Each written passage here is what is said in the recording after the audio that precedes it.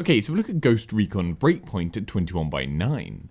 The last Ghost Recon, Wildlands, was a lukewarm title in my opinion. It had a lot going for it, but it failed to grab me. The world was beautiful, gunplay engaging, but the story, characters, and other points really meant that I created no attachment to the world. It was a bland title that I lost no sleep in forgetting quickly. So now we have Breakpoint. And all it is showing me is why on earth do we not have a Splinter Cell game instead? But anyway, let's look at the 21:9 support first. So in classic Ubisoft style, the gameplay fully supports ultra-wide screens, showing off more on the side of the screen with no glitching or stretching issues. There is even a lovely Fov Extender to increase your field of view in third person, though this doesn't translate to first person views. The HUD, whilst by default is locked to 16:9, can be made to stick to the extremities instead. Just delve into the game's settings. Menus are all 16:9 with black bars, and cutscenes are a mix of pre-rendered and in-game 16:9 with black barred moments and in-game 21:9 moments. General PC support wise, there is full controller and mouse and keyboard support, and you can rebind every control for each of these, which is amazing to see with native controller support. There is surround sound support, and generally a great selection of settings to tweak and help make the game perfect for you. A really big thumbs up here. Performance wise, this is also a massive step up from the last beta, with over a 40 FPS jump in pretty much every scene. It now feels well optimized, and I was able to maintain over 60 FPS at all times on a GTX 1080 Ti 3440x1440 on high to highest everything settings, with motion blur obviously turned off. Though there is an annoying lack of depth of field control, as it would frequently blur my weapon out of view and you just can't turn it off. So gameplay wise, well it's an improvement on Wildlands, but not massively. I can't deny though it is a little more engaging. The natural world is similarly interesting to Wildlands, but the enemy this time is a little more innovative. That said, I initially was ready to chuck the game and walk away. For the first half hour, I really got so bored. All the game shows off are the worst parts of itself. An America fuck yeah mentality with bland characters, bland stories, a bland section of world, bland enemies, and bland combat. It's honestly everything I could possibly dislike. Really, really poor initial introduction. What instead should be the opening is what you can actually do once you get into the open world properly. Given a target complex and provided missions to complete. The stealth, gunplay, and movement are all really where the gold is. Exploring a set of buildings filled with enemies and traversing through it is where this shines well, and that's why I spent the whole time wishing this was a Splinter Cell game. This is an example of a game where an open world makes little sense. The driving, flying, and general getting to and from any objective feels like poorly developed mechanics with copy and pasted missions and collectibles everywhere. If this simply focused on making each complex in the world, each base, a level in Splinter Cell style with a linear story, this would be a far more fun, tightly created piece of brilliance. Everything that is great would be the main focus, and the extraneous extra stuff that is simply there for marketing appeal could be chucked out, and that time and money spent on developing engaging characters and an engaging story, both of which couldn't be further from present here.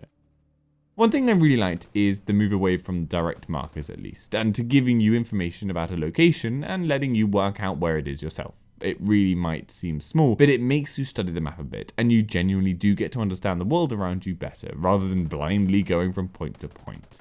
Yes, you can turn this feature off, but I really would advise against it. I'm really loving the move in many games to this system. So yes, this was just a beta, but it usually is a very safe bet that the full game differs little to this version. All in all, I can't recommend you buying this when it releases. There are a million other games which are far more worth your time.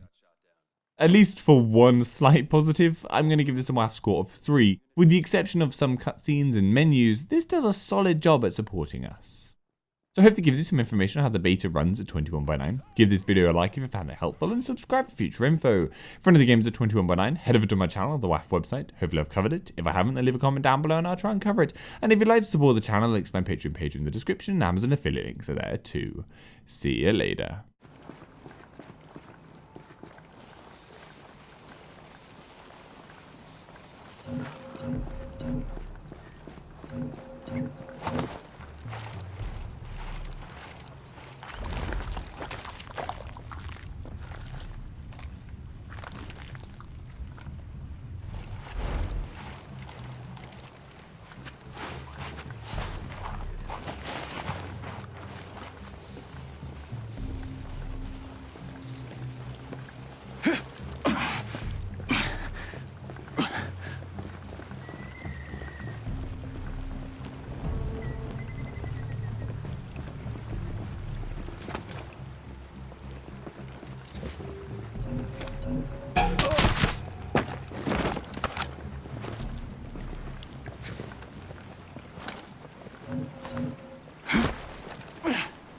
Ghost killed a friend. I'm killing on sight.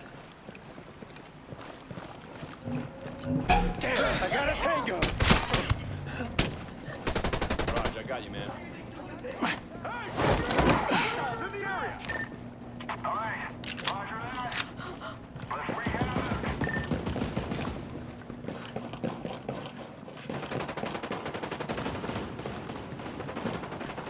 Shoot those assholes! Shoot them! Stay behind cover!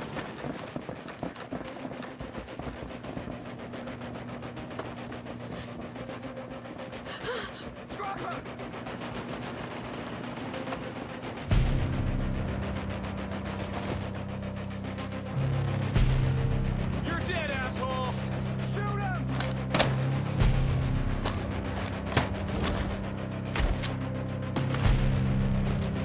Come on, keep firing!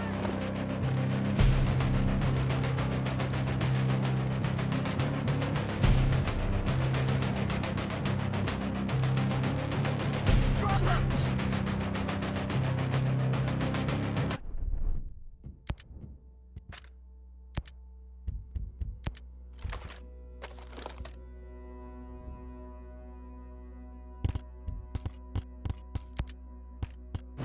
Smoke 'em, boys! Smoke 'em!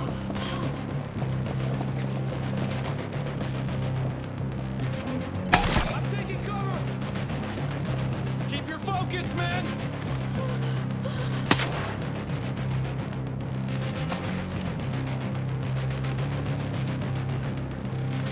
You're dead, asshole!